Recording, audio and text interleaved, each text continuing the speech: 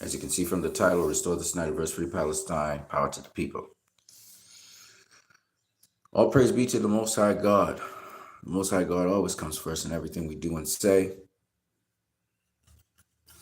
Shout out to Mr. Jim Garrido for doing this particular piece that you're seeing in front of you of art. And it says, you cannot MCU-fy the genre forever. He's speaking to, of course, Warner Brothers Discovery. And I 100% agree with him.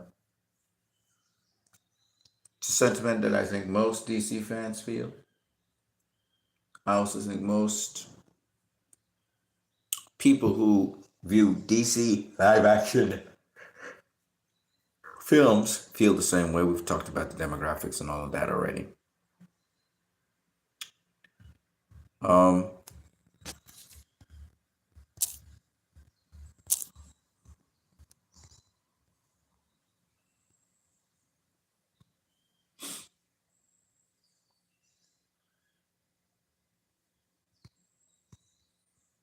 I haven't actually notified everyone about this video. This is very impromptu, so whenever you get to see it, you get to see it. One picture says more than 1,000 words. What kind of Poland we live in? Yeah, the Polish people are arresting Batman. And you're probably wondering what the heck is going on there. Well, this Batman is protesting Free Palestine, and they arrested him for that. Because Batman is a vigilante. And police may arrest him. He's arrestable. But just the fact that we're seeing Batman being arrested is crazy. It's crazy. By the way, guy looks really good in his bat suit, I gotta say.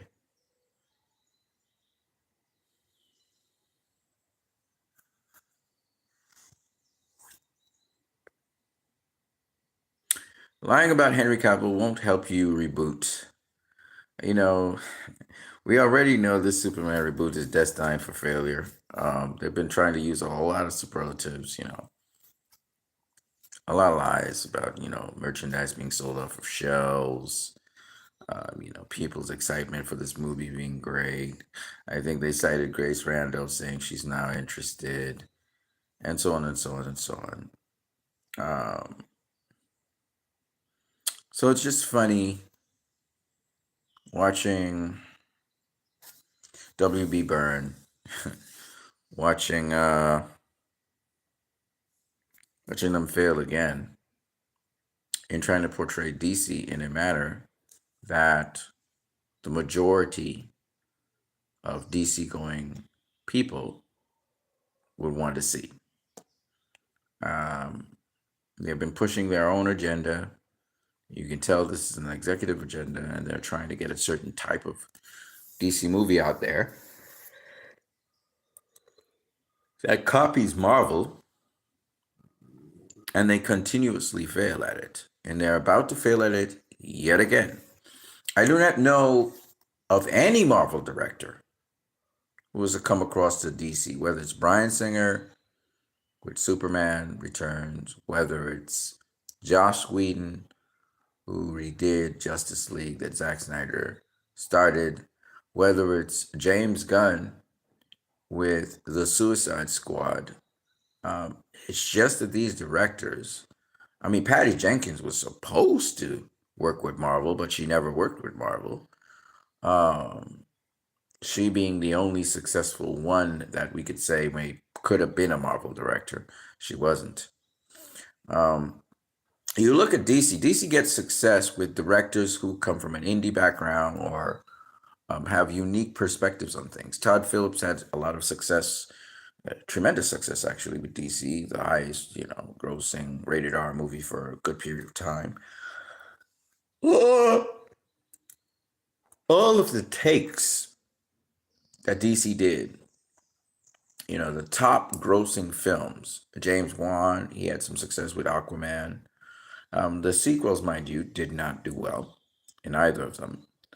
However, the sequel of Man of Steel, which was Batman v Superman, the only sequel in the DCEU to do well, um, was again by Zack Snyder. You see, serious takes on characters and taking them seriously is much more challenging than trying to buffoon them and clown them and not take them seriously. And that's the problem, you know. And that's the difference between DC and Marvel to some degree, because of course they take Captain America seriously in their pantheon of characters. There are characters that Marvel took seriously. Black Panther, Captain America. Right? Now, what fundamentally caused this movie to flop? And it's gonna flop. It's gonna flop heavily, and that's why I haven't really discussed it. I haven't done any videos on it. As much as people are saying there's this James Gunn buzz about everything. I mean, James Gunn is trying to carry the DC torch. Literally, he's put himself forefront in the front to take any backlash. Um, but the problem with these movies are the insane need by Warner Brothers Discovery, and they've been this way for a long time, to get children to buy toys, to get children involved in their movies. And when you try to force something, it's kind of like the social justice warrior thing, you know. When you're trying to force people against their will to swallow entertainment because you like the entertainment or you like the messaging, that's where people will revolt and rebel against you horribly, and they will not watch your stuff. There's no way in God's green earth most of the DC fans are going to watch anything of DC until wrongs are made right. The fans have not forgiven James Gunn for firing Henry Cavill.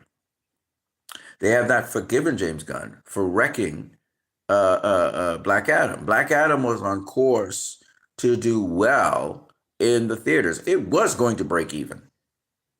Okay? And then right after Black Adam came out, as if to add insult to injury, James Gunn and Peter Safran were hired to steward DC. They wouldn't even allow Abdi and DeLuca to finish the run there first before passing the torch to James Gunn and Peter Safran. And what's the first thing James Gunn and Peter Safran announced? They're going to reboot the whole franchise.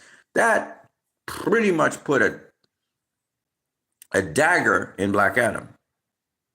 All the foreshadowing of Black Adam clashing with Superman, all of that went out the window immediately. So you pretty much sabotaged your own fucking movie. The timing was horrible. Okay? And it never got better after that. All the hype that Gunn fans are giving, the hype about Peacemaker being this big movie, and about I can't even remember what the other thing is that they have right now, the animated stuff and the Kite Man and all that. We don't hear nothing about Kite Man no more, right? All of those things, and then HBO Max never had a tremendous set of subscribers. That's Netflix, that's Disney Plus. They have the majority of. It's just sad. I mean, every time I think about this, the wasting of time and money and resources, the fattening of executive pockets, it's just very saddening. You know. So anyways, Chrono KT says Henry Cavill literally never makes any attempt in the whole movie at saving anyone, except for one random family in the train station at the end, which was just hysterical. Now this is just it's either a bot or a studio person. It's not a real fan. Real fans of DC love Man of Steel. Always loved Man of Steel. If you go on right now on Rotten Tomatoes and you look at, in fact, let's just go and I'll show you what I mean. On Rotten Tomatoes, let's type it in. so I can show you the evidence, because I don't like talking about things. I like showing people stuff. So I'm going to show you.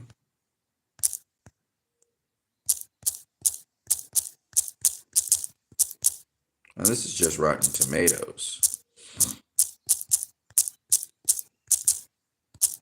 See, everybody focuses on the critics. Nobody focuses on what the actual fans think or what the actual audience thinks. To this day, on Rotten Tomatoes, despite those who tried to sabotage and give bad reviews, of the 250,000 reviews plus reviews that came in for Man of Steel, 75% of them, okay, 75% of them had it fresh. Of the 339 reviews, that's not even 1% of the population that watched Man of Steel, the audience. That's not even 1%. Okay? Of the 339 reviews, these would be the critics, 57% of them gave favorable reviews. My point being, the people who supposedly are supposed to assess the film, they, more than half of them, thought the film wasn't good. But the audience, which is way bigger than this particular select set of people, they disagreed. They thought the film was fantastic. And over time, the film has only become a classic. And the more these Superman movies fail in live action, is the more Man of Steel is going to look at and be cherished for what it did in the genre of comic book movies. Because people are realizing it's not easy to represent Superman, far less, it's not easy to depict Superman, to get the right actor for Superman, and then to get the right direction for Superman, and then to get the right story for Superman. So I have always said, and I will continue to say, that James Gunn was not the guy for Superman. He's just not. And let's put it this way. This is the same thing I would say on my boxing channel. If true filmmaking and responsible filmmaking and also innovation and creation in movies is to continue forward and not this washed out, color saturated, but washed out story, hollowed out story, lame, no depth to it, story is to continue as how Marvel does their comic book movies. I'm talking not particularly about Marvel, but the MCU Marvel. Always surface level, always very sarcastic. If that's what is going to continue forward, then why am I going into the cinema? Because going into the cinema is supposed to challenge you. It's supposed to show aspects of our humanity that wants us to aspire to be better. If we're going to constantly have cynicism governing these movies with very, very thin morale or morality being shown in them, then humanity is lost, because these are big tentpoles. Lots of people go to see these movies. And if entertainment is going to be this shallow, self-absorbed, cynical sort of way in which we are going to portray humanity and ourselves, then you might as well have Palestine get bombed out.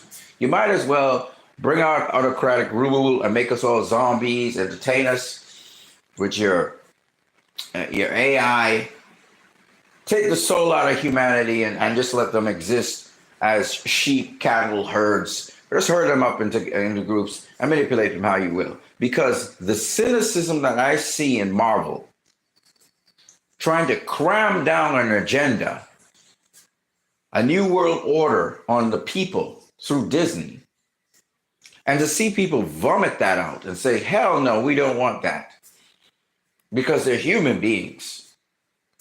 To see that now trying to be emulated and copied, a failed formula, by the way, emulated and copied in DC, handpicking certain Marvel directors who have been discarded by Marvel. Joss Whedon was discarded from Marvel. Bryan Singer was discarded from Marvel. James Gunn was discarded from Marvel. Right? And you pick them up and you say, okay, give us a great movie. Right? This is what DC did. And you expect a great movie from them because you think Marvel has the answer. When you're dealing with people who watch DC and don't watch Marvel for the very reason you are picking these directors to represent DC. And we keep telling you Marvel is not DC. DC and Marvel are not the same things.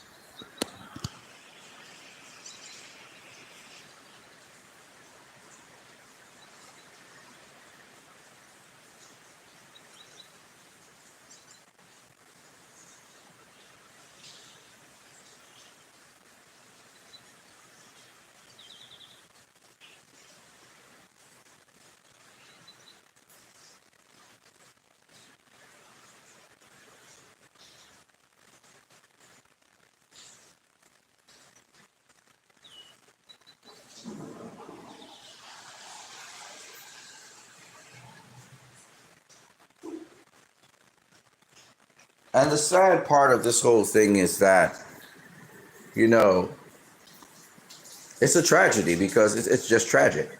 The sad thing about this is that we hear that this movie is chopped down, the runtime is cut down. So that's bad news. Okay? And the reason the runtime is cut down is because James Gunn's probably doing a movie which doesn't really have much story in it. And that sounds terrible to say because he's a writer, right? James Gunn doesn't give you stories that are... Take, for instance, the Suicide Squad. I'm going to identify something for you guys to understand. And this is the cornerstone of James Gunn. James Gunn doesn't give you a story with a deep moral compass behind it. He's not going to give you a story with some sort of morality. That's why he was able to do stories like Guardians of the Galaxy. That's why he was able to do some stories like the Suicide Squad. You know, you think he wrote for Scooby-Doo, because he's not really an ethical, moral guy. What he tries to do, convey with emotion, is a story in which all these misfits that break all the rules and they have moral ambiguity and so on. He tries to capture the humanity through emotion. All right? You have to understand that Marvel plays on pathos a lot. Emotion. All right, there's action, there's comedy, and there's pathos. This is the governing formula that Marvel revolves around. Okay? And they manipulate you into, emotionally, they manipulate you into feeling different ways for their story. They give certain directorial cues, cinematic cues to cue in this and that. And so it feels very fake for me because it feels like an artificial construct. It does not feel natural. It doesn't feel normal. People say, it feels natural. It feels no, motherfucker. They're manipulating you into feeling so. They're manipulating you into the emotional response that you're feeling. Disney's very good at doing that with their cartoons, with their animated stories. Okay? They're excellent at doing that, but they're manipulating you. Okay? Now, Zack Snyder does not do that. Okay? Zack Snyder's not that guy. He's a guy who wants you to make choices. The bottom line of Zack Snyder's movies is you have to make a choice. A choice if you want to go down this road or not. Zack Snyder does not manipulate the audience into anything. And unfortunately, because of Disney Marvel, I'm not going to talk about Marvel in general because the X-Men sequences were movies and so on were excellent movies. Again, all right. When you look at the early Spider-Man movies were excellent movies. When you look at Blade, and you look at several other Marvel movies in the earlys, even Captain America: The First Avenger, I really like that movie. All right, and the reason being not necessarily because um, it's a period film, but the fact that it was much more grounded as a movie in a reality, though it's a period piece, in a reality which involved a certain degree of honesty, truthfulness, sincerity to it. And there was no pretense on it, you know? And I liked that, okay? The Winter Soldier was kind of contrived, in my opinion. It was very Hollywood like. Action sequences were kick ass. I loved them. Still great. One of the greatest action movies. Action, but it became a bit. It became a bit unbelievable when we started to see the technology and the different things, and the intrigue inside of it was. It was an intriguing movie, but it wasn't realistic. I didn't feel like it related to anything in my actual life. It felt like a Hollywood film. All right, and people said praise the Russos for that, and they say one of the greatest Marvel movies is actually The Winter Soldier. I'm not really of that ilk. I don't quite agree. I think that Captain America: The First Avenger is actually the best of the Captain America series, and that includes Civil War and everything else that goes along with it. I didn't think that Captain America, especially, I think actually the movies actually got worse. Captain America: The First Avenger, I think, is the best one, and even though that did not actually make money for the studio, it was revolutionary in many ways in terms of technology and at the time, the special effects that could have been done. Um, but more so, what I thought is that Winter Soldier wasn't as good as that one, and then I thought that Civil War was the worst of them. The story was very patchy. You could tell somebody copied BVS. They took the different elements from BVS and copied it. The movie mirrors BVS, but it's just a shoddy, slap together kind of thing, and people praise it, but it really has no longevity. You don't hear people talking about Civil War as much as they talk about BVS. And BVS, what is beautiful about BVS, what makes BVS what it is, and will always make it what it is. When it came out, it was an enigma. People didn't know what to make of it because it was a mixture of different genres. BVS brought to you horror. It brought to you drama. It brought to you action. It was an action drama with splatters of horror in it, with elements of a thriller. It was sort of a thriller as well. It was a sort of composite. It was like an indie film. It was a composite of different elements. Even the theatrical version. And the nice thing about the theatrical version I loved was that it was not linear. It was a non-linear plot. So that made it so you had to try and figure out what was going on bit by bit. So you had to actually be involved in the movie.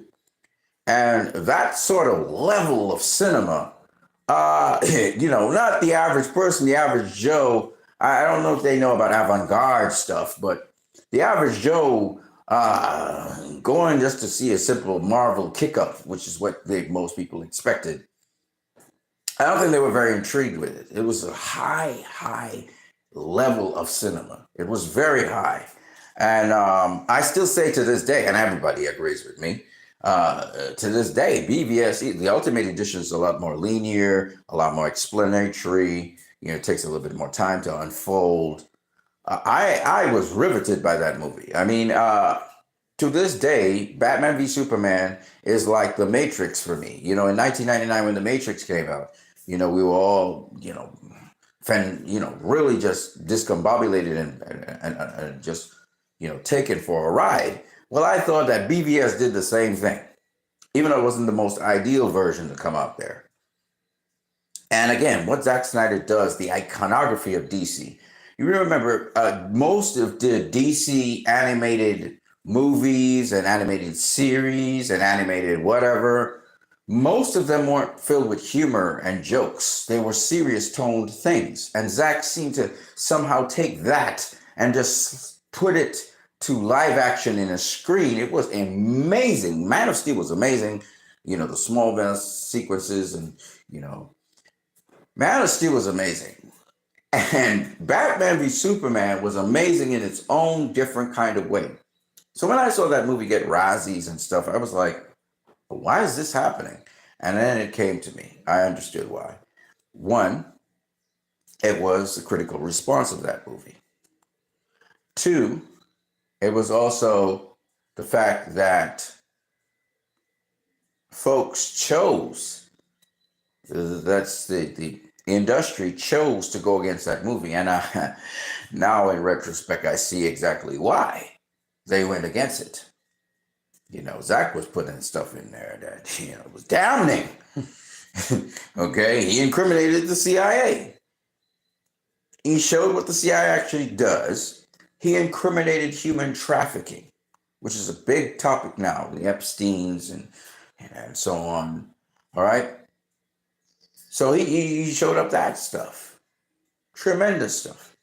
You know, when you think about what Zach did in that movie with people with power and people without power, and the speaking about how our systems are made, how democracy is a farce in the world today, particularly in the United States of America, where it's not just the oligarchs, but they're moving towards fascism and dictatorism. And you see it now where they're, you know, removing immigrants from the country or people who are going towards, you know, getting citizen status or resident status. They're removing these people. And I think I have some examples to show you in this feed. You know? So to see, you know, stupid comments by Chrono Katie, which just don't even mesh up to the realities of the situations. I mean, here is young Clark Kent saving children in the bus. He saved people burning in the fire of the oil rig. I mean, the first thing we saw him do in Man of Steel, when we were introduced to him, first he was saved by a human on the frigate, and then he went on to save the people in the oil refinery that was being destroyed. And then he goes on to save Lewis twice. He goes on to save his mother. He saves a pilot from Feora. He saves a soldier who's falling to his death. He saves Colonel Hardy. He saves humanity from extinction with the world engine. He saves a family from getting incinerated by General Zod. He stops a drone strike from destroying the rebel people there, the rebel settlement. He saves Lewis from getting shot. He saves a girl from a burning building, some guys from a ship in the Arctic. He saves astronauts from dying after their rocket has exploded below. He saves humanity inside of the exploding Capitol. He saves Lewis. He saves Lex Luthor from Doomsday. He saves the world from Doomsday. You know, it's just crazy. He saves Bruce from himself. I mean, the thing I've noticed is if you don't, like Hollywood style, come out openly and like really just ram it down people's throats, hammer it in that Superman is saving people. Like these stupid, clueless, dumb people don't get that Superman being saving all through the movie. Where has Superman killed anyone? In all of the movies he's killed General Zod. He's going to kill two people. In the entirety of all the movies that Zack Snyder has done, Superman has only killed two people. It ends up being one person, really. It's General Zod, who was mutated into Doomsday. He killed him twice, right? That's it. You will not find another instance where Superman has killed anyone. Anyone. I dare anyone. Show me where Superman killed somebody else. Well, the rebel leader, General Amaja, he killed him. No, he did not. He did not. He tackled him away from Lewis. He did not kill him. There was allegations that he killed the rebel people, set up by Lex Luthor's KGBs to burn them after he shut them up. But Superman had never killed anyone. There was allegations from the African woman in testimony in Congress that he killed people, but he didn't kill anyone. And Superman even said that. Clark Kent said it to Lois Lane. I didn't kill any of those men. I didn't kill anybody. Okay? Superman killed no one. Why? Because Superman does not kill people just like that. Okay? And that's what James Gunn is riding on. He's going to try and explicitly show that Superman doesn't kill anyone. And he's going to double down. And he's going to double and triple down on that. But we know that. Right? In BVS and Man of Steel and in Zack Snyder's Justice League, Superman killed absolutely no one. No one. There's no evidence to show that Superman killed anyone. Not even one single person. So, if that's what James Gunn is running on, boy, oh boy, oh boy, is he going to be in for a rude awakening. It's like when they talk about Batman killing people in BVS. Let's go through that. Batman killed this one and he killed that one and he was a brutal. The thing is, Batman did kill in BVS. I'm not going to lie. He did kill. But the exaggeration that they make about he killing all these people, he did not. I know why. We know this. We know he didn't kill those people because those people showed up later on in the movie. They showed up later in the movie. Okay? So if they showed up later in the movie, he didn't kill them. Okay? And he only killed people who were trying to kill him. They literally were trying to kill him. Now, was he brutal in that movie? Absolutely. That's probably the most brutal Batman we've ever seen in live action. Michael Keaton can't touch him. Why? Because Ben Affleck's a big, bruising-looking guy. He's huge. He's big. He's powerful. And he felt powerful. He felt like he was much more powerful than any of those individual expert killer assassins. These are trained soldiers who are trained to kill. They do jobs for the U.S. government. They do jobs for the CIA. They do jobs for Lex Luthor.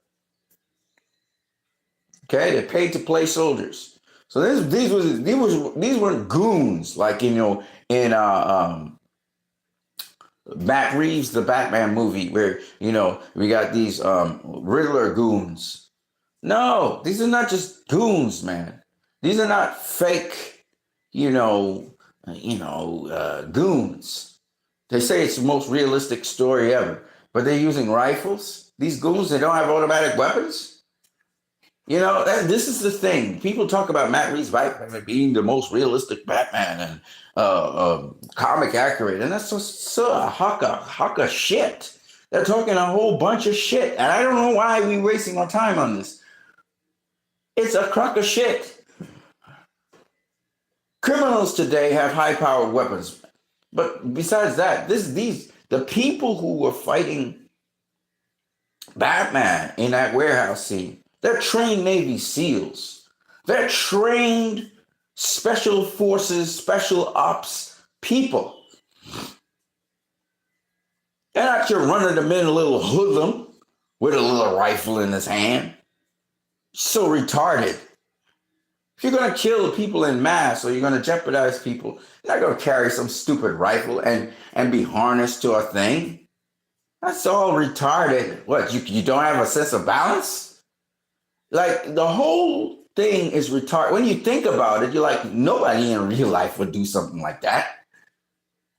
You want to talk about reality grounded? Yes, okay. There's a hyper-realism in the sense that Batman is super strong. He's stronger than normal.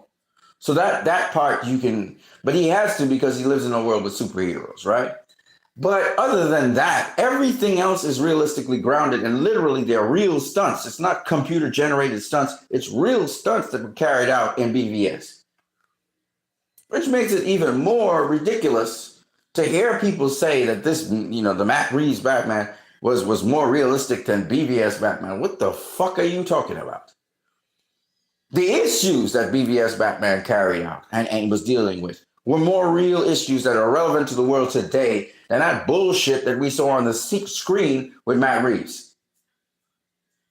All right? So I'm tired of the bullshit. I'm tired of people opening their mouths and talking a bunch of nonsense and they can't back it up. Not to mention, that Batman is not the most comic book accurate Batman ever. His whole costume, his whole outfit is not nothing. We've never seen any of that stuff in the comics. He's a ripoff, as everybody realized, of the Dark Knight Batman, who is not the classical Batman. He's just not. He's not the classical Batman. Why are we wasting our time? That's not classic Batman. But what Ben Affleck wore in BVS, that suit, is literally the Dark Knight Batman. Literally. You don't get more comic book accurate than that. That's literally from a novel, a graphic novel. You can't say that about BVS Batman. You can't say that about Matt Reeves' Batman. You cannot say that about Christopher Nolan's Batman. And you cannot say that about Tim Burton's Batman or Schumacher's Batman. You can't say that about any of them. They don't have an outfit that actually comes straight from the comics. The only other Batman that has had an outfit, or there's a couple of them, in movies though, that came straight from the comics was Adam West Batman. Adam West Batman is literally dressed in a comic book accurate design of Batman. And again, talking about Superman is this Superman that's coming up is the most comic book accurate Superman. Are you stupid or something?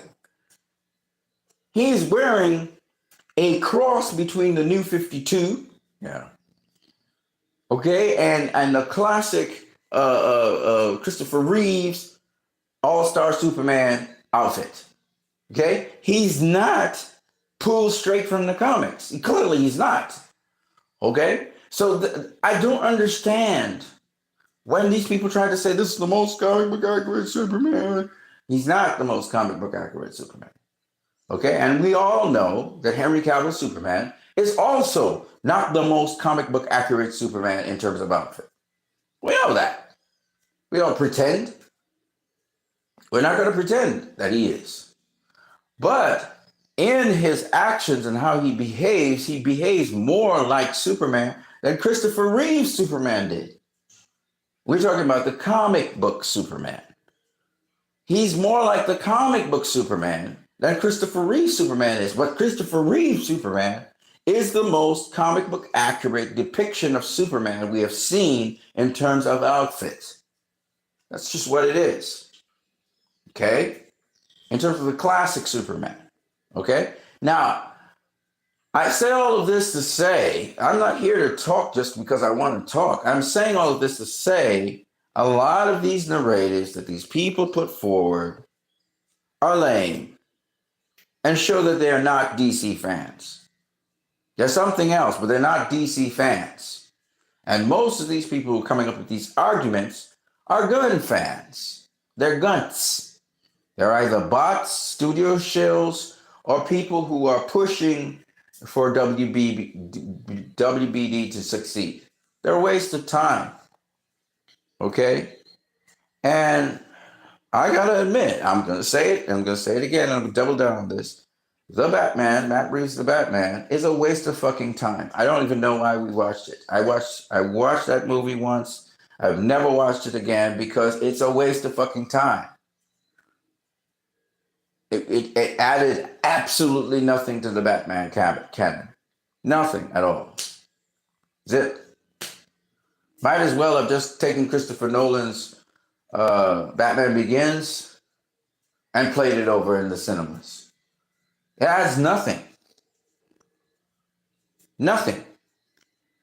Right? And of course, there are a lot of Batman fans out there, but to tell me that is the most realistic depiction and that it's the most comic book accurate, it's just bullshit. And oh, Batman doesn't kill. Yes, he did. He killed a couple times in that movie. All right, so all that nonsense, you're not saying anything. You're not adding anything. the Batman that was in Matt is so inconsequential. It's not funny. He's like a blip on the scheme of things. Nothing challenging, nothing new about that movie. That movie was a safe movie, played to hopefully get some revenue for Warner Brothers. All right, Matt Reeves brings nothing to the table as far as I'm concerned. Um, and I say this because Todd Phillips brought a lot to the table with Joker. His Joker movie was a great movie. It wasn't the traditional Joker. And obviously, the sequel tells us, Arthur Fleck wasn't even Joker, right? But the point is that what Todd Phillips brought to the table was something fresh, new, interesting. It was a case study on people and how they get to where they are. And to me, that was you could tell there was a lot of effort put into that. They didn't cut corners with that movie. I don't know how the sequel went. I never went to watch the sequel because I thought that movie in and of itself was enough. I wasn't interested in the sequel, so I never went to see it because the director himself said it was a one and done movie. Why would you go and do a sequel to that? How it ended was good enough. I don't want to see the sequel. I don't think I'll ever watch the sequel. Okay? All right, I'm going to get out of here. But before I go, we have a lot of Free Palestine stuff to say. But I just thought I'd say this because, again, a lot of people are trying, the studio is trying to manipulate people, is trying to, get people to change their minds about a movie that is crap. It's a crap movie. It's going to be Flash level crap movie. All right, it's going to be a crap movie. And then y'all going to say afterwards, we all know that movie's going to flop. The studio knows it. We know it. It's a matter of time before it flops. And all those loudmouths out there who are, once again being very toxic and trying to, shoot down Zack Snyder, call us, we're the cult and Snyder tards and all these nasty words, but with no substance behind them, mind you. They just open their mouth, belt out a lot of insults, but they're empty insults because guess what? They have no factual information to share with us to show us why this movie that's coming out is going to succeed. They have none. Oh, James Gunn, he did the Guardians of the Galaxy. That's not DC. His track record with DC is abysmal. He flopped. The Suicide Squad flopped at the box office. A movie that in the same year, many other movies, even WB movies, did well. His movie flopped. I mean, it didn't even make its budget back. Okay? And this is the guy that you guys are backing to push another DC movie. Not a Marvel movie. If it's a Marvel movie, I'm sure people would take his crap. But a DC movie, no. No chance in hell that he does well with that movie. None. Zero. None. That movie's going to flop so hard. It's going to flop super duper duper hard. All right, it has a massive budget. And the fact that the studio had to cut out runtime from it does not sound good. What are you cutting runtime for? That means that movie doesn't have much of a story. Right? So every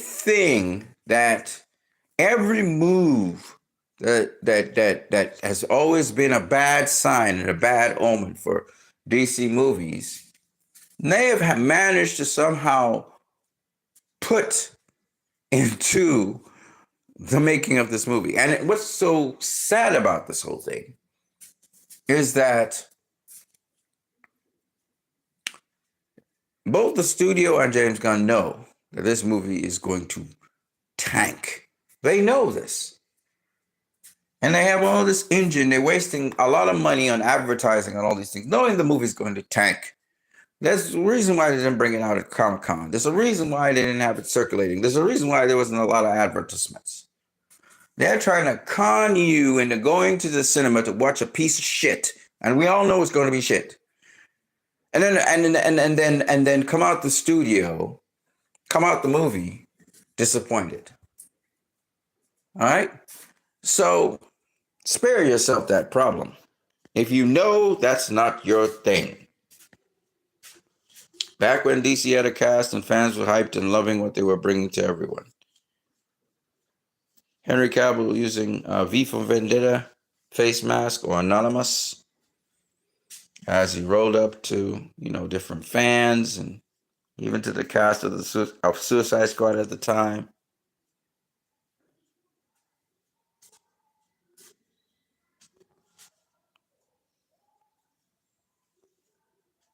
Yeah. 298, 299, 300. Zack Snyder with his epic stuff when Teen Titans was able to feature him, because lots of people are fans of Zack Snyder. They know who the real architect of DC really is. And it's kind of sad, to listen to all these gunts, try to attack people for liking Zack. It's retarded. Zack doesn't push himself like how James Gunn is pushing himself in the forefront. I know it's a planned thing with Gunn in the studio, but it just looks so bad. And obviously Gunn is going to take the fall for it. It's going to backfire so uglily. Let's see what else we have here before I move on. Okay. All right. I'm going to go to Palestine, but I just thought I'd say this piece. Why Warner Bros. Just does not get DC? They constantly feel they need to sell toys to kids, and they cannot connect the fact that the audience that comes to see DC likes serious toned movies that help you to introspect, to see something deeper than it is. Yeah, they like a little action with it, but they want something for their value. I remember when people from CNN all the way down, our correspondents went to watch the Snyder Cut, and a lot of people spoke on the Snyder Cut, and that's why Restore the Snyderverse became what it was. It wasn't because of Snyder fans. We were but a small percentage of the vast general audience that liked that film. That film did so well because, and people were willing to watch it for 4 hours and whatever else changed. They were willing to sit down and watch that movie because, you see, it, as the lady said, it was a global phenomenon. A lot of people's eyes were on the Snyder Cut, and people in all sorts of, key positions in governance and in media and so on watched it. And I'm going to tell you, Jake Tapper said he really enjoyed it and stuff like that. That's how far it reached. And the point I'm making is that movies like that, the reason why they work so well is because the team, the creative team that does them, is actually a creative team. They're bringing something to the table you haven't seen before. And you can tell the people who've stolen ideas, who are thieves, who are devoid of ideas themselves and have planned themselves. You can tell those people because when you see the stuff that they put out, it's nothing compared to what the originators wanted to do. And when you see what the originators do, you see how vastly superior it is.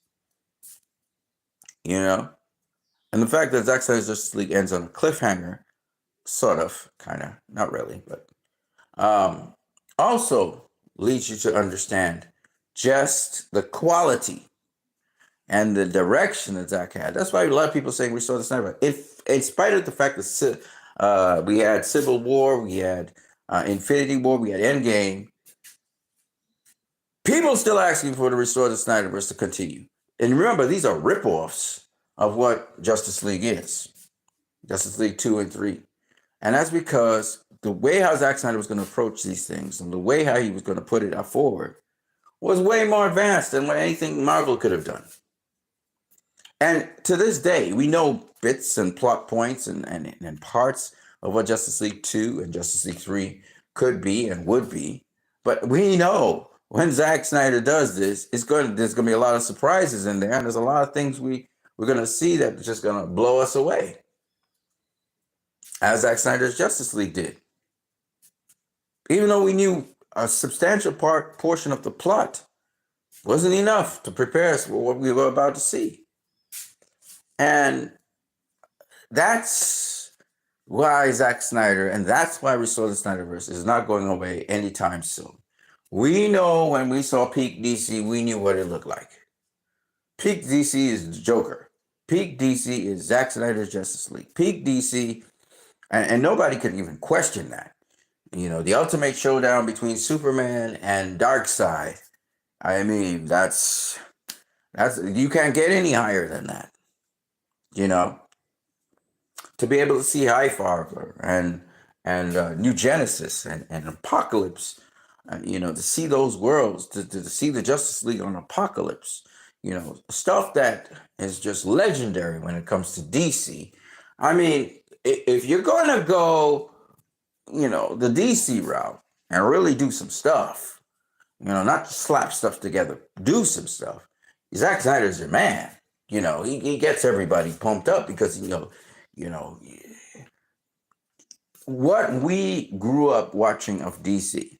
I'm not talking about what DC is now, what James Gunn is doing with DC. I'm not talking about that. That's to me that's shit. Okay, but what DC, growing up with DC, we knew and we appreciated of DC. Zack Snyder's making that possible on the screen. Okay, and that's what we want. Okay, that's what we want. So, I mean, you can go ahead and push James Gunn Superman. You can push all that shit that you're going to be putting out there. I don't think most people who go to watch DC are interested in that. And thinking that you're going to get the kiddies to come along because you got some little kitty things in there. And to me, it's more like a pedophilic sort of thing I'm watching at. You know, sort of a predator of kids more than, you know, the kids themselves. Um, I just think it's a bad look for Warner Brothers. I think it's a bad look for DC. And I can't wait for, you know, them to cleanse this MCUification of DC and move on to something else, you know, which will have to involve, whether they like it or not, restore the status. This is not going away anytime soon. It won't go away. The people, the majority of the people, are not satisfied with what DC is doing. There are other things that are doing, you know, that are doing relatively well. But you know, the love for DC is waning when it comes to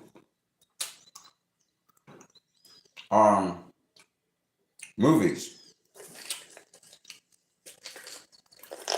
They were doing well with the animated movies. Now they're shutting that down to bring some crap that James Gunn has. And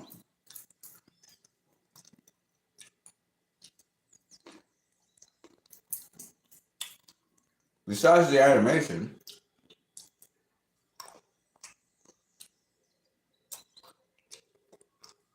they had started to raise the bar on the DC TV shows. Superman and Lewis wasn't doing bad, you know?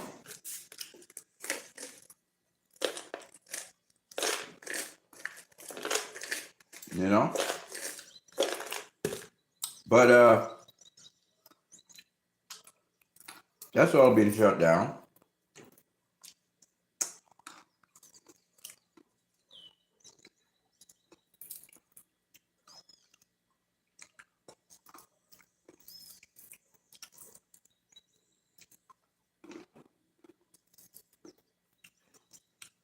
when you have somebody who is going to do something with DC,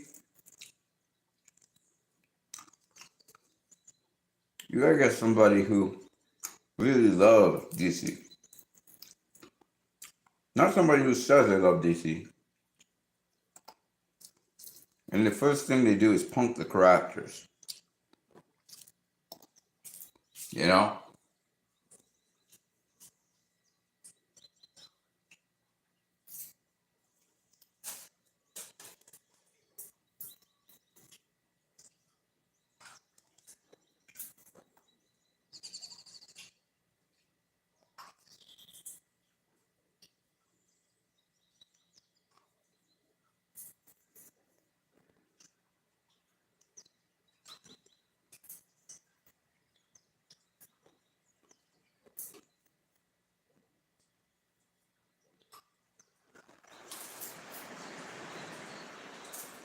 It's been raining all day. So I've been deterred from finishing off my business. Going out there and working.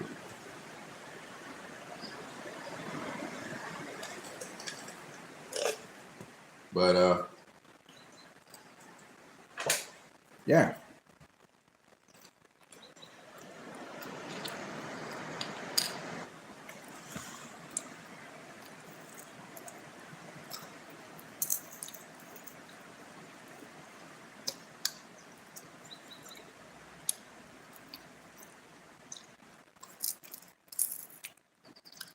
I've been playing this over and over. This is the idea of targeting a civilian. I'll show you who that civilian is.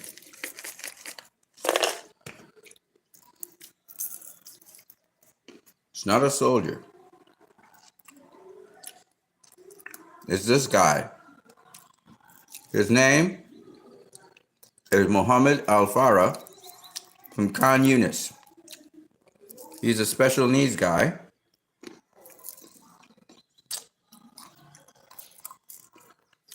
It's a little slow. He was hungry. So he's heading back to his home very slowly. And the idea of just fired their missile at him and killed him for fun. Then they would say he's a terrorist.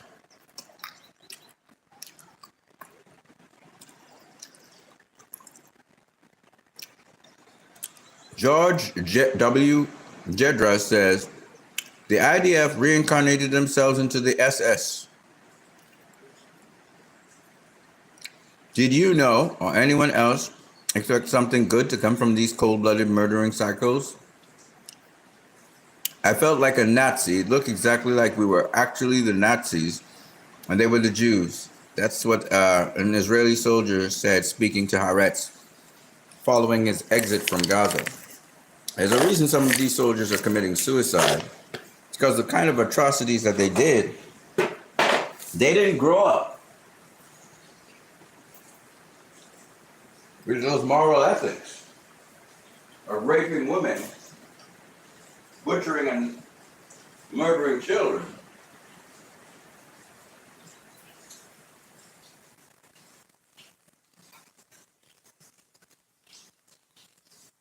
So,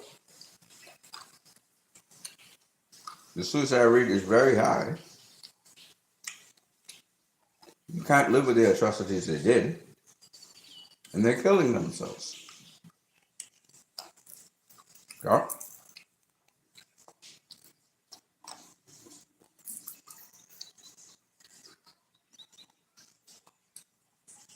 Because it's flat out demonic what they're doing. And all the complicit countries, from the United States to England, Germany, France,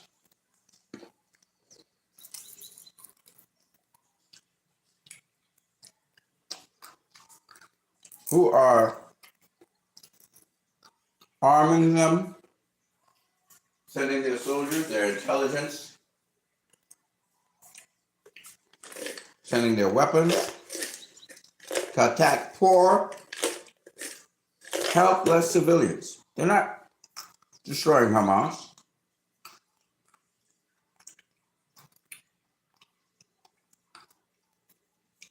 They're destroying the civilians.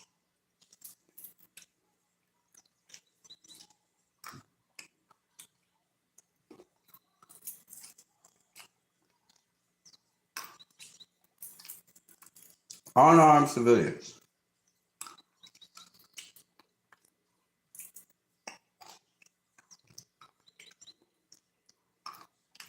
And if at this point,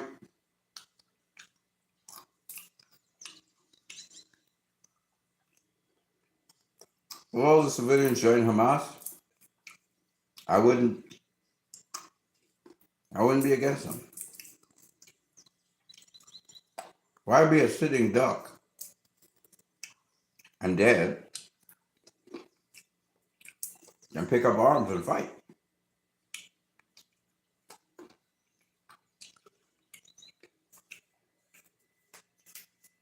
According to reports, Hamas has doubled in size. So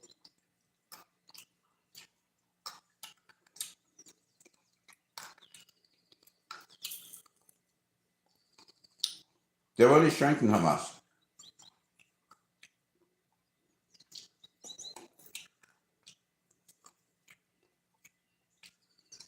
And worldwide,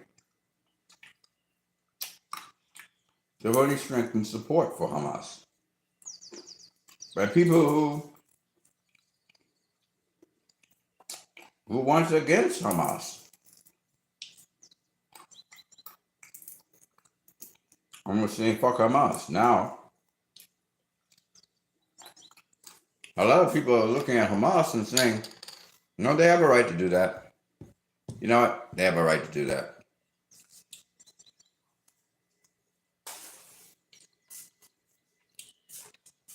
If there was no Hamas, they'd already gotten those people out of Gaza. Hamas is the resistance, keeping them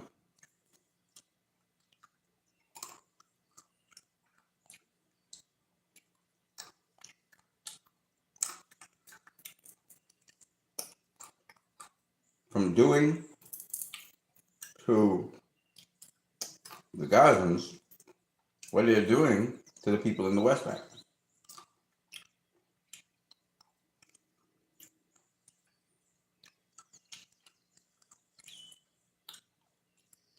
Remember, they're killing out, raping, murdering, and force displacing the people of the West Bank.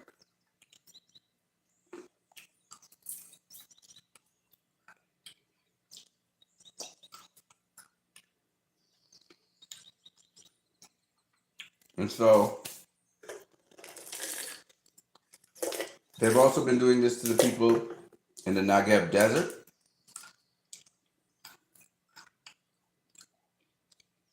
bulldozing their houses, throwing them in prisons. Rephrase, throwing them in torture camps.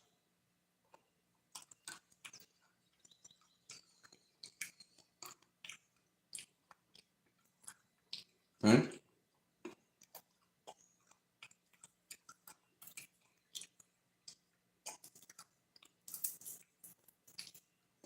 These people don't care about humanity.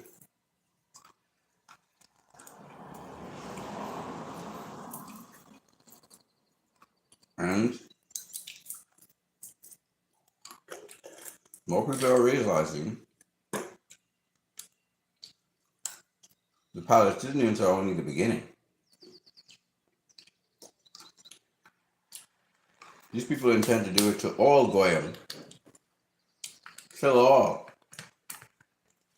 the so-called unclean. They don't intend to just do it to some of us. They intend to wipe out all of us through their AI technology and their drones.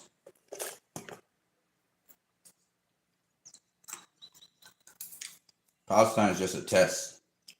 Congo, just a place to test their weapons. Somalia, Sudan, Libya.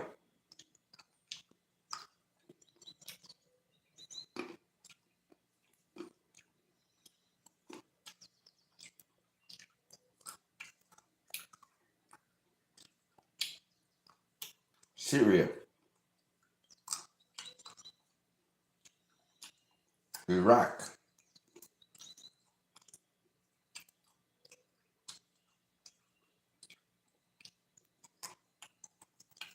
they were able to cripple those countries.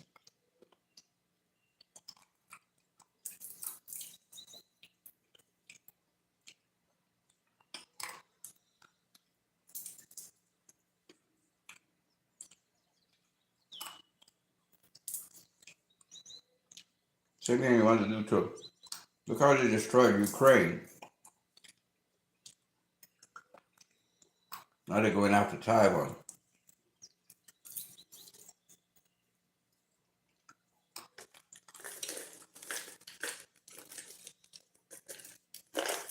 Only death and destruction. Death and destruction.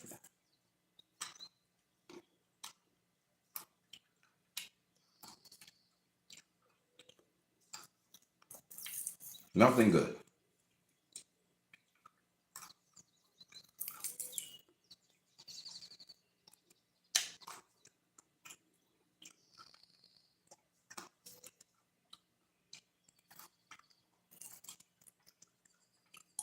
But we outnumber them.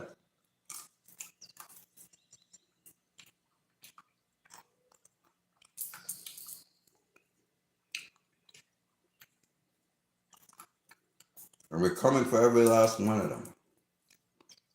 None shall escape.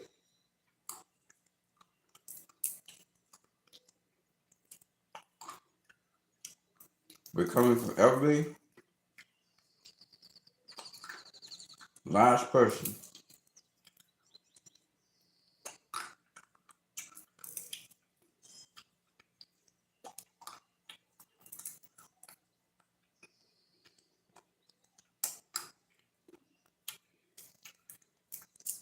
Not going to let any of them escape justice.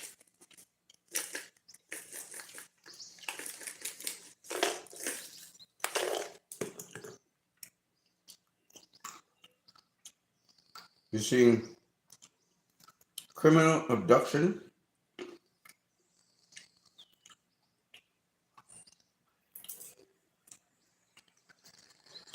in the U.S.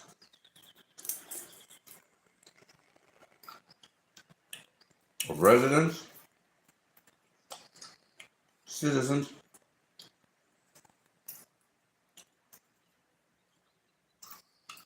those gaining immigration status,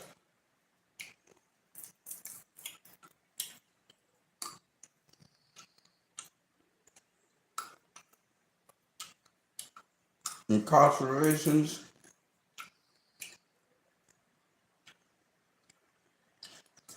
without any trial, mass violations of human rights.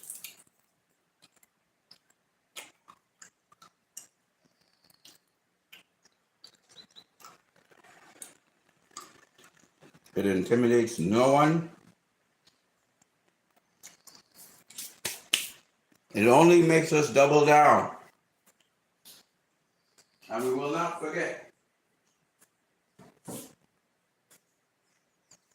And I promise you we will not forgive.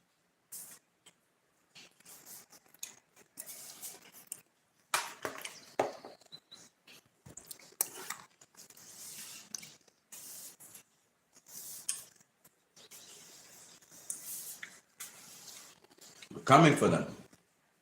See, they think we can't fight back. They think we can't, we're just talk. No, my friend.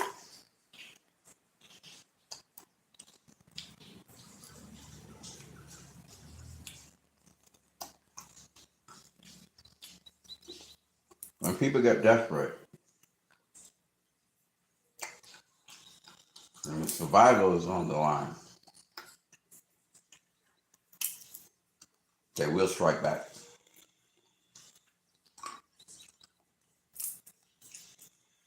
When you have nothing to lose,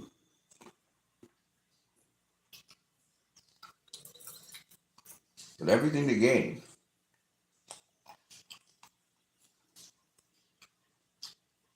you strike back.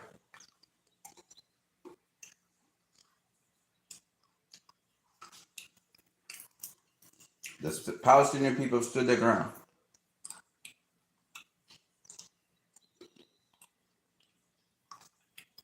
They would not give up their land. I admire their courage.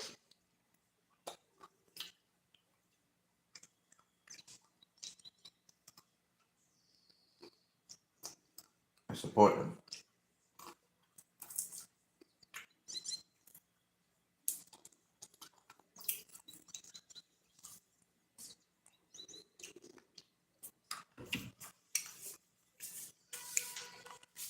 Israel has had the support of Europe and of the United States of America.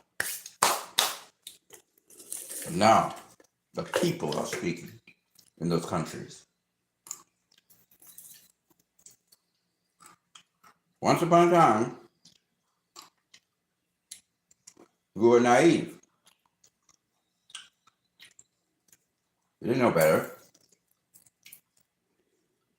We thought Israel was in the right, and they were a victim. And we supported them, unknowingly. The whole world supported them. Now, if you ask any nation of the world, the people, that Israel as a nation have a right to exist, most will tell you resoundingly no. They have proven that such a white supremacist, racist apartheid must never exist. Now we see what Hamas was saying. Some of us apologize to Hamas.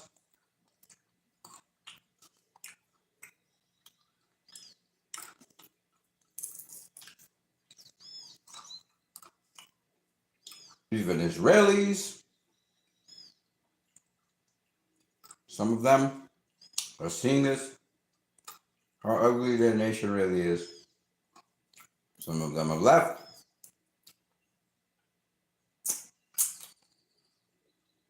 Others are protesting. The military are stopping what they're doing. So thanks to a portion of them,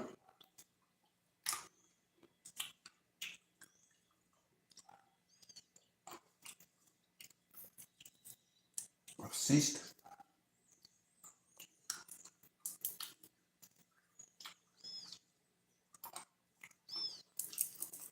to carry out certain operations.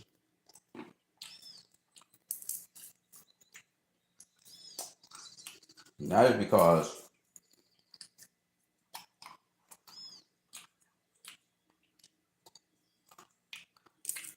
they know what history will say about this.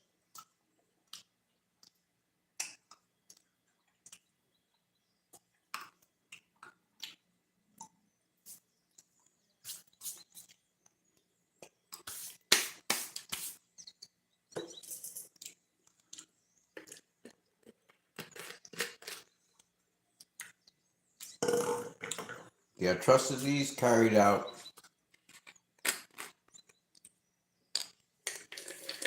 by the Israeli military in conjunction with the American, French, and British militaries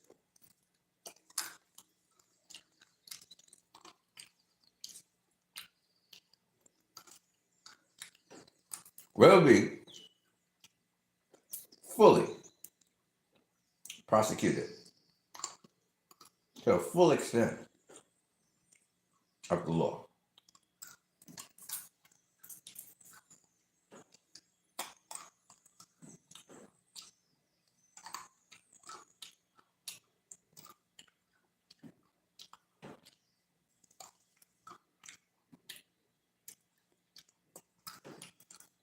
They chose not to carry out these atrocities in the shadows,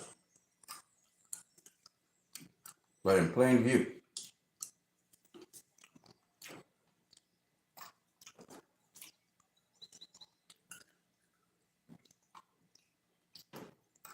For the entire world to see.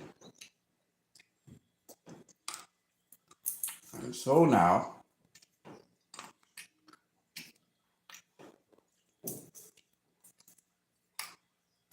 they will have to bear the consequences of committing those atrocities. The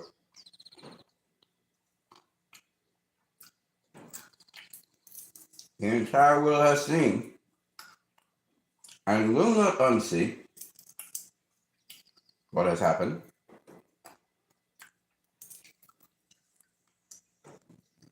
and has condemned it.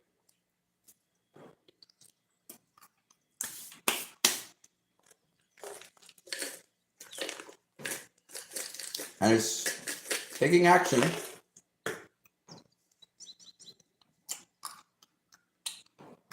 against such.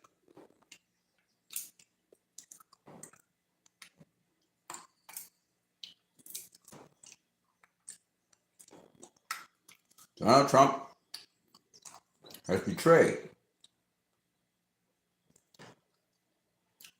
his voter base.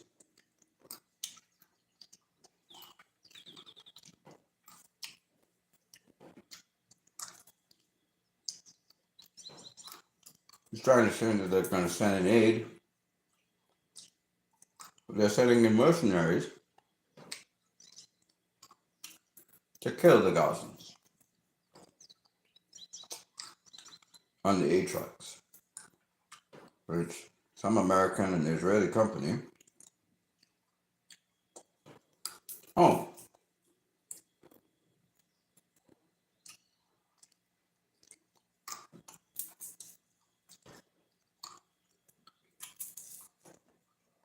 So, seeing he's betrayed the American people,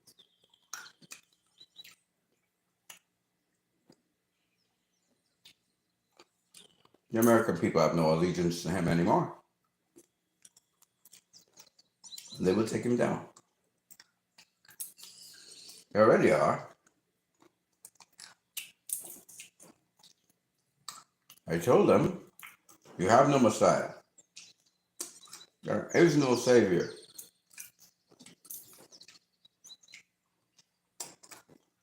You have to take control of the situation and take over.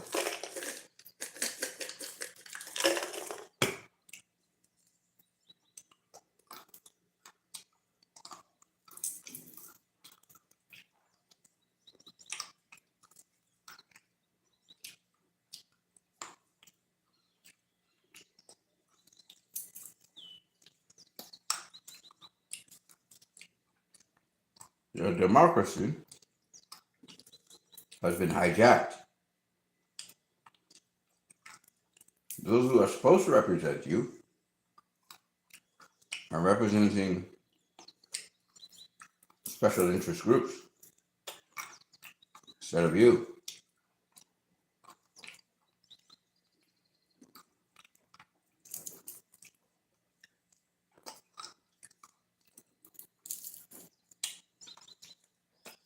There are several different ways to go about this. Demand a referendum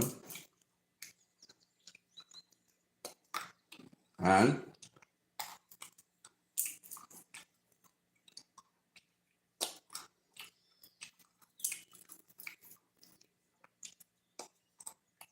Produce a candidate among yourselves that can replace the incumbent who's violating their oath of office.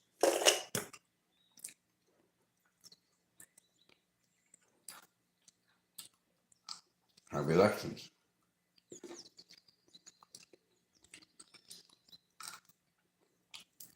To replace the candidate.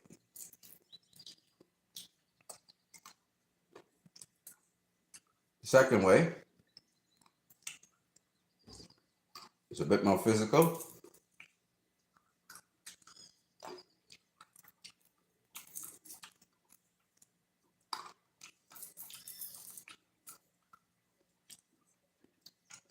You can go towards the corporations that are assisting Israel in whatever capacity. How do you begin vandalizing them?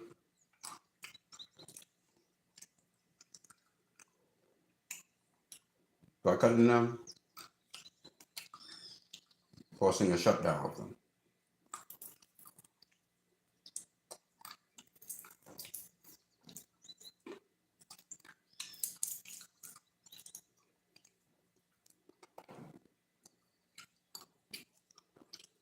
Fastest way to get change is to deal directly with the corporations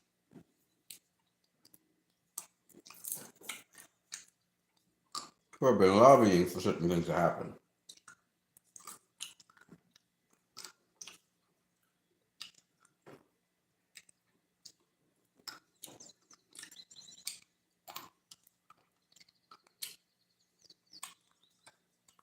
Corporations, the government does the bidding of the corporations.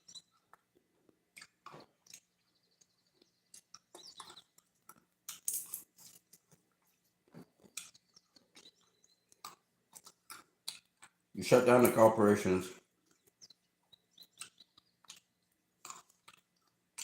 the government will have to listen to you, as well as them.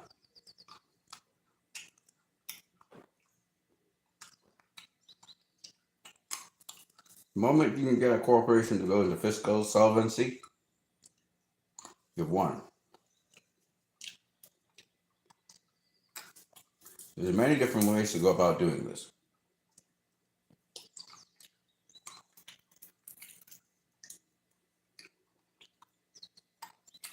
There are legal routes and there are physical routes. Team up with your international partners and shut these military corps down.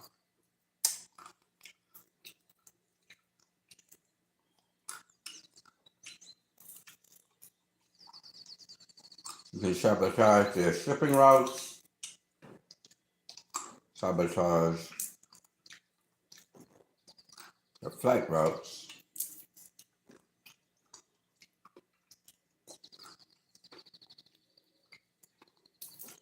sabotage their intelligence routes, which mean hacking,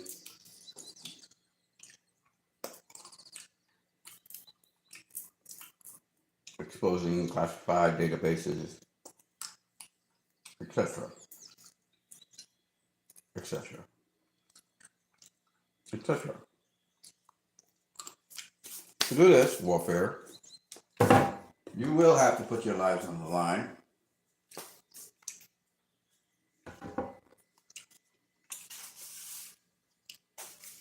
But it will work out for the greater good. After all is said and done, we have to find each of the individuals who contributed to such and exonerate them once we get a regime change. They can plot regime changes, we can plot regime changes. We're more than them. They need our support to get a regime change.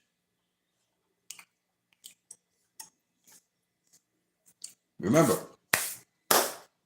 you have the power collectively. They depend on you for everything. They need you to agree with them to enforce changes that they want. So don't be blind sheep. Don't be dumb blind sheep and just do everything they say. That's why I'm trying to explain to the DC shills and the stupid people in DC. Because I'm a DC fan, I'll watch everything DC. No. When you're playing into these companies' game, they give you any old shit, wrap it in a DC label, and you accept it. No.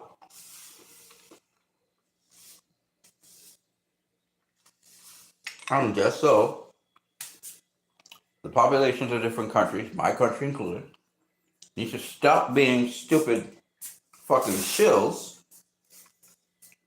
trying to defend the indefensible, face up to the reality of the situation, and then demand what you want. I don't take no for an answer.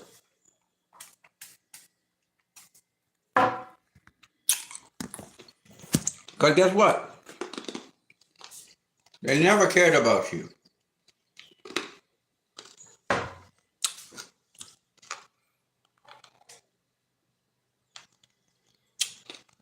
They want to use you. You're a dumb fucking slave on a plantation. That's how they see you.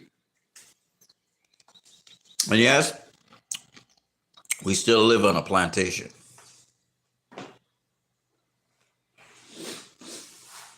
They use money to pay certain stupid slaves to betray others. That's what they do today. They're a little bit more slick with it. Most of your education is to enslave your fucking mind. That's to enslave you. You know, my older cousin Calva, he used to talk about this shit.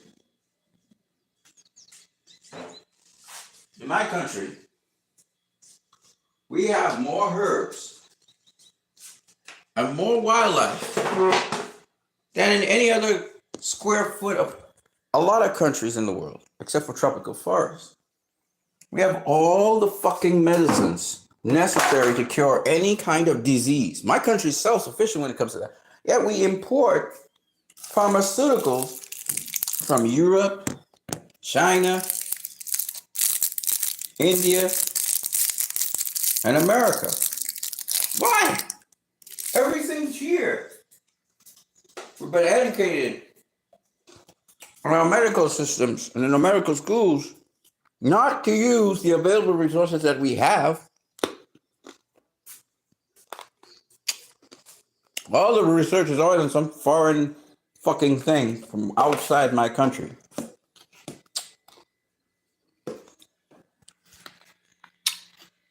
We underuse our natural resources.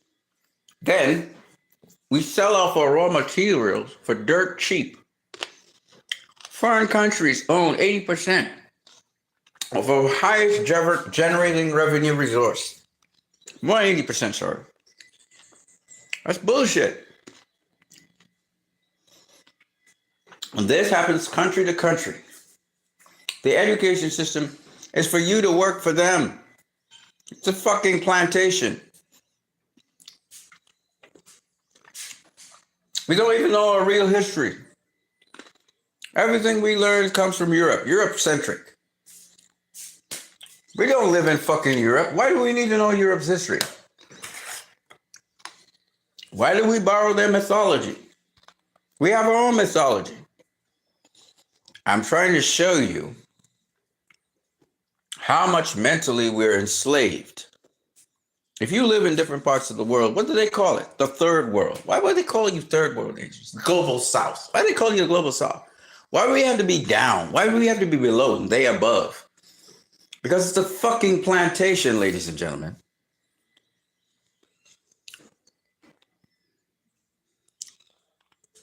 There's a saying, all men are created equal. Well, apparently not. These white supremacists believe that we are not equals because they're in control right now. That's why the Israelis, which are mostly white people from Europe, treat the Palestinians the way they do.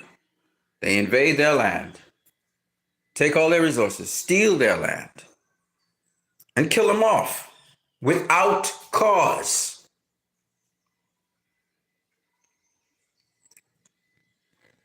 They go into Congo, destabilize the country after they assassinate Lumumba, and they have the Rwandans come down from where they come from and fight against them.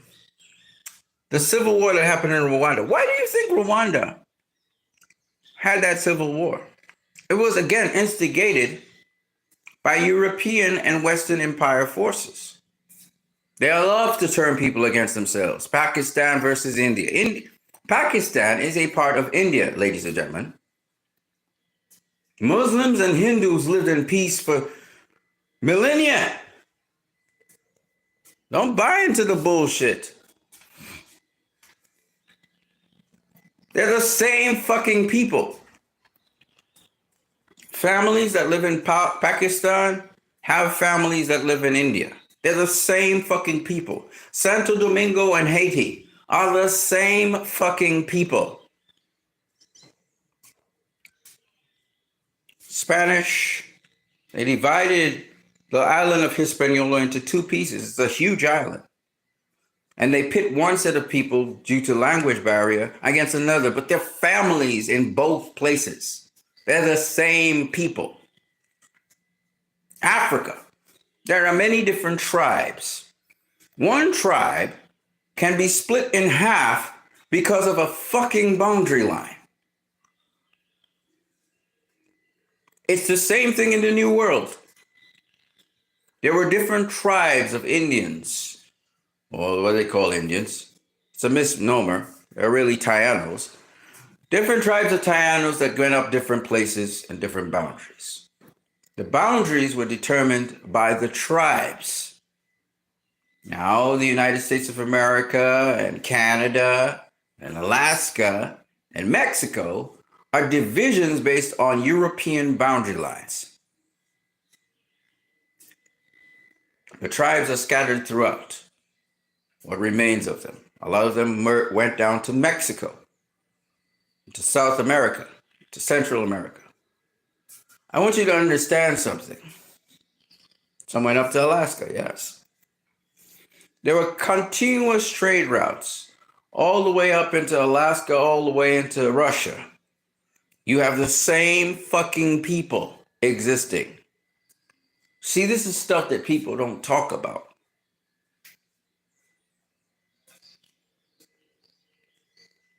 But these fucking Europeans came through, it's Caucasian Europeans to be precise, and decided they were going to carve up the world in their likeness and image. And they're going to divide and cripple nations and weaken them. Then they would unite what they wanted to unite. That's why you have a united Europe. You have a united United States. These fuckers united, and then they're very intimidated by any other country that decides to unite their own. That's why the East Indian community in my country, I don't feel in any way fearful of them. You're supposed to unite your people and your kind. You're supposed to be proud of your people and your kind. As much as you're nationalistic. There should be a united India, as there is a united China, as there should be a united Africa. The fuck is wrong with that? African people should unite, come together. There's nothing wrong with that. You know why? Because when you do that, you have much more say as a collective than as individuals. There's absolutely nothing wrong with the Chinese people coming together as they have, and they go into different countries and they stay amongst themselves and they mingle with other people too, but they have a strong bond within themselves. There is nothing wrong with that. Unless you're compromising your morals. It's a totally different story. I do not agree with people murdering, kidnapping, and so on, extorting other people, and the group keeps that quiet. That's bullshit. But having said so, solidarity with your own kind of people or people who have commonalities with you, there's nothing, absolutely nothing wrong with that, man. Not in this life and not in the next. We have a kingdom community. We are Christians. Of course, I'm going to line up with my brothers and sisters who are Christians. There's absolutely nothing wrong with that. Never has and never will be. But the West will make you feel that way. They'll make you feel you're lesser than for being an East Indian or having East Indian descent. They'll make you feel you're less than for being an African or having African descent. And they'll pit the Indians against the Africans when we both have more history together than they do amongst themselves. East India always traded with Africa. Before the Europeans knew about that, they traded with Persia. They were always known for as a land with spices and commerce. My East Indian brethren need to understand something.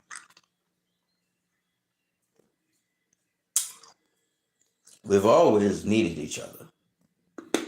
And we have great history. Our ancestors have great history with each other. Don't let the white man fool you. Don't let him divide us. We've had children together. This is nothing new.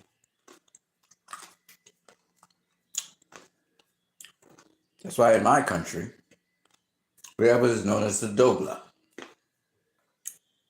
East Indian fathers, African mothers, East Indian mothers, African fathers. You get to learn both cultures. You get to learn so much more growing up with both. And both come from the East. So you learn Eastern values you would not get in the West. A lot of people do not understand these things. How powerful it is for unity, for the good and better of mankind. Instead, these fucking assholes will try to create race wars.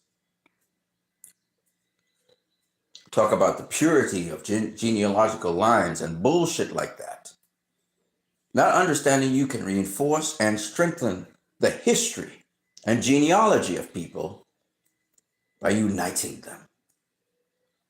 And what is produced usually is something so unstoppable and so powerful that is able to change the world in ways that neither of these lines could do by themselves. It is what it is. But I just like to say that. Racism is and always will be anti-human. Humanity to thrive and do well, there needs to be the freedom to do the maximal amount of combinations and permutations, mathematically speaking, to see the positive and negatives of these things. I'll give you an example. A horse and a donkey, they produce a mule. A mule cannot produce any other animals. But a mule, as a beast of burden, once these two cross, has the strength of a horse and the dedication of a donkey. A mule has limits. It cannot procreate. That's it. Once you get a mule, that's it. But it is an excellent beast of burden. It is better than a horse. It is better than a donkey. Now let's continue. A cross between a orange and a lime will give you a lemon. A lemon has properties of both the orange and the lime, such that a lemon has more curative properties and healing properties for the body than either the lime has or the lemon or the orange has. Now, why am I telling you this? Because these assholes will do it for plants, they'll do it for animals, but all of a sudden, if you do it for a human being, it destroys the pure lineage of the human race. It's bullshit. We still have limes. We still have oranges. We'll always have limes. We'll always have oranges. So that means we shouldn't have lemons? Make it make fucking sense. We'll always have white people. We'll always have black people. We'll always have Asians. We'll always have them. So what's the problem with people who find love with somebody of another culture, another ethnic background, another religion, another race, deciding to procreate someone else?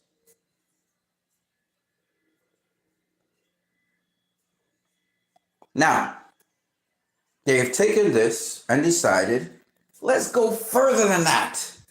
Let's have same-sex marriages. Let's have adult with child marriages. Let's have fucking human with animal marriages. All right. Yeah, you argue that a lemon is better than a lime and an orange. Why not go all the way then? All the permutations possible. Okay. Let's look at that. Will you take a newborn baby and have sex with it? No, that's abhorrible. Okay then. If it's abhorrible, that's a possibility. Why do you rule it out so quickly? Well, it's abuse of children. Okay then. So my point being that yes, there are things which are anti-human, which we just don't do because they're anti-human. They don't positively affect humanity. A lime positively affects humanity. Trying to have sex with a baby does not positively affect humanity. That's like taking a baby and throwing it into a fire. That is just an abomination. It's sick. We consider people like that mentally they have a mental disorder. Schizophrenia, somebody coming out and killing people because they're paranoid, is sick. It's a mental disorder. Okay? A man having a child with a woman, once it's not rape, is considered normal. Why? Because men and women make children. That's normal. A man going with another man will not produce a child. A woman going with another woman will not produce a child. Right? Now you say, well, how does that affect humanity negatively? Well, it produces confusion. Okay? So let me give you a perfect example. It's like you going and having sex with an animal. That's confusion. Will you produce something? It's possible you could produce something, but that's an abomination. It's an abomination. You see? There are things in life that are abominations. Okay?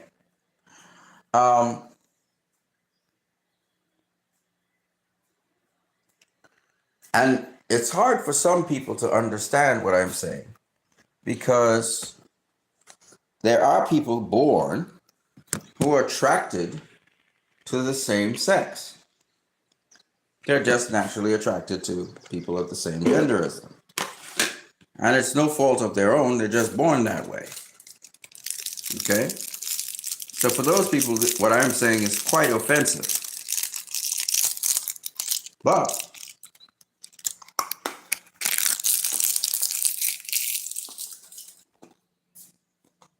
thankfully, there's something called gender transfer or gender sex change. There's technology there to be able to sort of normalize what is not normal. Take for instance, some people are born with a cleft palate. It isn't fully formed. It isn't fully closed. There's now surgeries and technology that can be brought into place to make that almost non-existent. The cleft palate can be closed up, sealed up through surgery. Some people, chromosomally speaking,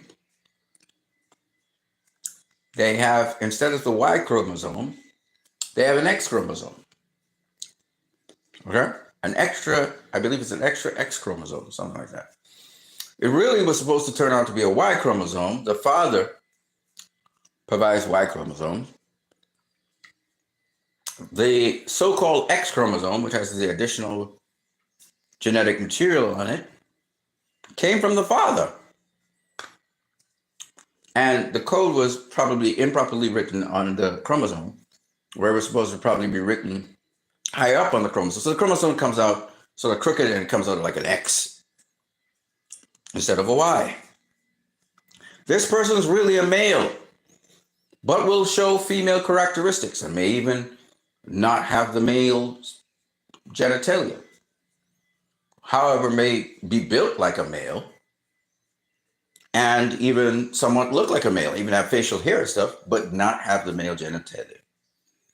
This is because of sin in the world. This happens. So the person grows up with, because they have a female part, they grow up like a tomboy, attracted to women, though they look like a woman. And we call them, all kinds of names, dyke, whatever. But really and truly, they should have been a boy. Sex change can solve that problem. That's why I said, and that can be done. We have the technology to do that. But first you have to do what's called a chromosomal test to be able to identify that. All right? So that's why, unlike a lot of people who talk about transgender and this and that, there are cases where somebody becoming transgender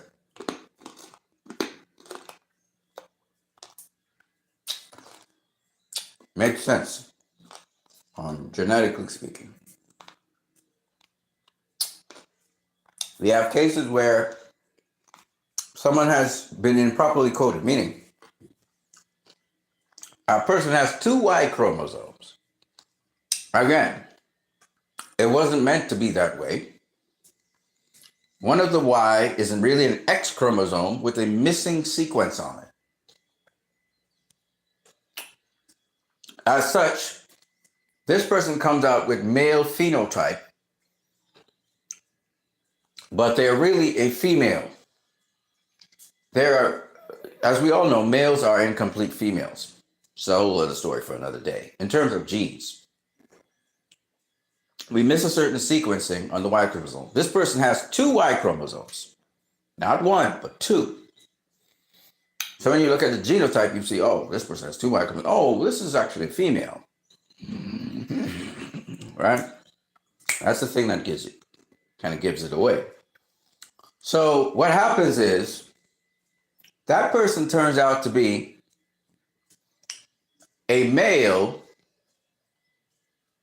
phenotypically he's a male, but really and truly that person will be attracted to other males because that person is actually a female with an incomplete chromosomal sequence. It coded somewhere else up the chromosome instead of branching out to give the female characteristics. So that person doesn't have secondary female characteristics, or may have some, may have boobs and stuff, but end up with the male primary organ.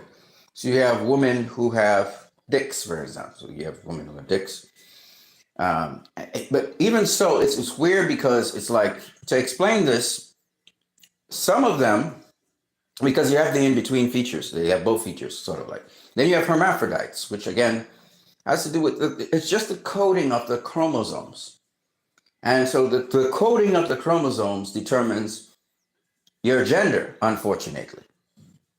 But sometimes the coding is incomplete, or the coding is repeat. Sometimes you have a repeat coding, and that causes a redundancy, which causes either an X chromosome to happen or a Y chromosome to happen, whether it's by accident or otherwise. And so that's what causes the problem. This can happen in crossing over, which is a sequence of events that happens when the egg is fertilized. It can happen for many different reasons. It could happen because the male sperm produced this type of chromosome. So there are many different variations in the process towards the formation of the zygote and then the baby, where these things can go wrong. And once they do, the only way to correct them is afterwards, later on in life, when you can do surgery to address this issue and to sort of normalize yourself to what you really are. And so now, I say all of this in the sense that for someone to actualize and realize who they are, at least sexually speaking, it is not left up to children to do that, okay? And that's why I thought it was very irresponsible when the so-called liberal approach to these things is for children to determine their gender. That's absolutely stupid. There's a lot of intense research that needs to be done, chromosomal research, attitude, behavioral research, and so on these people, whether they be children or adults. Of course, these people, by the time they become adults, they would have known what they are and what they're not. And so I am not against transgender surgeries. Here's my problem. They talk about transgender in sport. If you get a transgender surgery, but you have genetics which give you a masculine phenotype, no set of hormonal treatment is going to, for example, reduce bone density and so on. That's why when you talk about transgender females getting into sport, that's crazy because you have too many advantages genetically and phenotypically speaking to get into sport. You shouldn't have transgender, and this is why we talk about transgender women, and we separate that from just the woman who has grown up and been a girl and been a female most of their lives. Because again, genotypically, you're going to have advantages, especially if you were a male for a certain period of time before you crossed over to becoming female. But do understand, I am not against that. And a lot of people say, well, God made you a certain way, you need to stay that way. Well, okay, then the people with a cleft palate, God made them that way. They should just stay with a cleft palate. The people with the hole in their hearts, the hole in their heart, yes. The doctor shouldn't go in and sew it up. They were made that way. They should stay that way. I mean, people who have underdeveloped lungs, if that surgery can help the lungs, no, don't do no surgery. And God made you that way. I mean, if you're going to be an asshole, be an asshole. You know what I mean? You have to be able to care about people in this life. Put yourself in their shoes and realize how difficult is their walk. Whether they be drug addicts or whatever they may be. If medicine can help someone overcome their drug addiction, if medicine can help someone, finally express their identity, I have no problem with that. Okay, once it's served to help people, I don't have a problem with medicine doing what it's doing. Okay, so again, when people ask me about transgender stuff, I do understand that there are a lot of people who do transgender stuff for different reasons. But for the people who, as I said before, they were born a certain way, um, absolutely transgender surgery can help you find your true identity. I mean, why not? I mean, your genotype is still going to be what it is, you know, and you may have to take hormonal therapy maybe for the rest of your life. Who knows? I don't know how far. You see, medicine is so backward. It's another story on for another day. There's so much. Maybe there are things you could take that can actually help you instead of these steroids and hormones that these people take. But I do feel for people like that because it's a horrible identity crisis. You're labeled, a very evil person for no reason at all but trying to be yourself. And it can be very conflicting. And people say, well, yes, people. So I'm pretty much done right here. I just thought I would share that with you guys before I get out of here.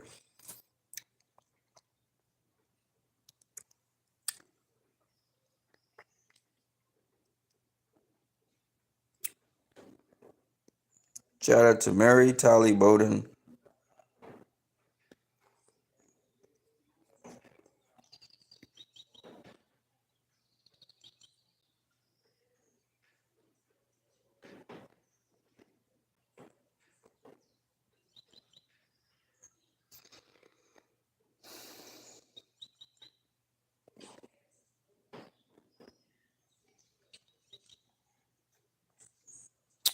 They're basically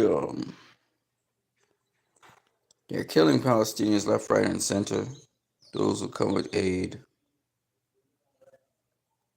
and it's just not cool.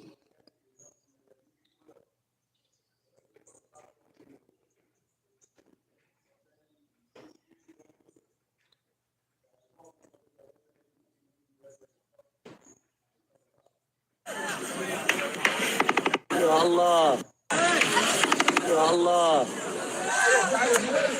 يا الله انبطح انبطح انبطح يا الله. I'm standing before you as a relatively free speaker of English. I can express all my feelings and thoughts with sufficient.